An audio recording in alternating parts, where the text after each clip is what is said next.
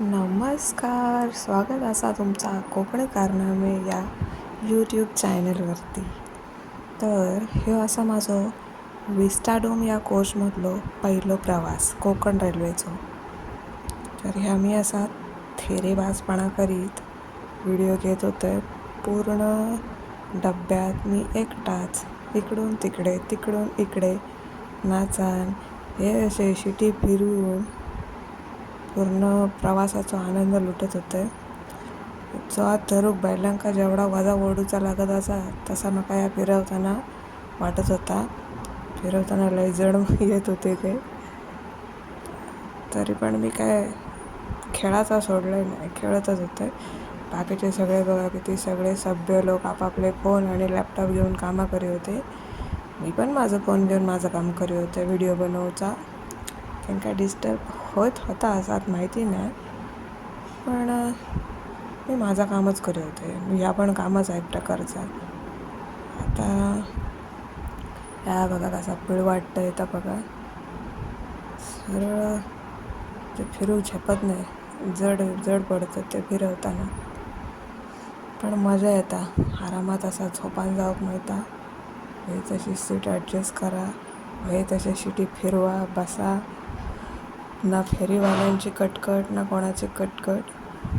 जेवण खावण ते देतात, म्हणजे तिकीटातच इन्क्लुडेड असतात आणि मजा येता. तर एखाद्या लहान मुला कसा पहिल्यांदाच काहीतरी नेऊन सोडल्यावर ता स्वैर वागता, तसा मी आज या विस्टाडोम कोचमध्ये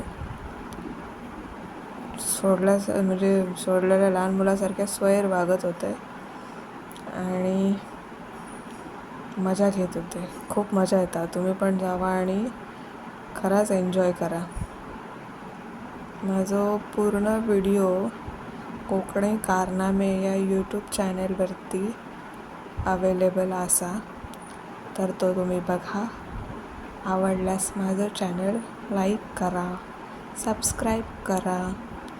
आणि एक गोष्ट म्हणजे माझं धुडगूस एवढं होतो की थैसर एका काकांनी माका, म्हणजे चांगल्या सुशिक्षित काकांनी माका विचारल्याने की तू यूट्यूबर असस काय म्हणून. मी लाजेनच होय म्हटलं, कारण कसं सांगा माझे सबस्क्रायबर 67च्या वरती जायत नाही होते.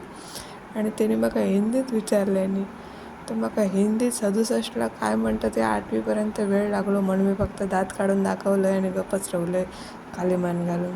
67 म्हणतात या माका माहिती आहे, पण तेव्हा आठवाक नको असं झाला. मग मी गप्पच राहिले.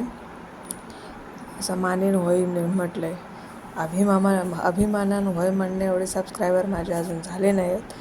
जेव्हा केव्हा होतील तेव्हा बघू काय तर तेव्हा पण मग मी विस्टाडोमने येईन एकदा केव्हा तरी. हे काय आता माका माझे मिस्टर घेऊन येले आहेत. म्हणजे ह्या पण सरप्राईजच असा. आता माझ्या घरची म्हणतली या मी याला सांगताला हे का काय कायम सरप्राईजच देत असता काय, का माहितीच नसता काय मग कपडे कसून खायसून आणता वगैरे. तर होय माझ्या आवशे बापसानं होय माझ्या सरप्राईजच होता, कारण हे मी आईकडे असताना तिकीट काढले आणि माका सांगले मांडवीचा काढलंय म्हणून.